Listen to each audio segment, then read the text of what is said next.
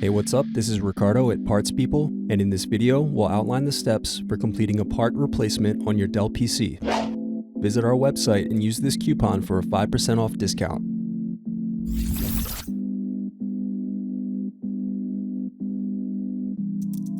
First, unscrew and slide out DVD optical drive. Then unscrew and remove bottom base.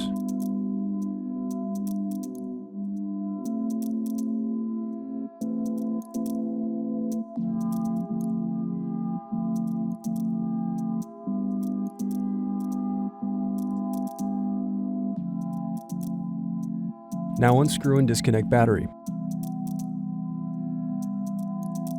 Then disconnect and remove speakers.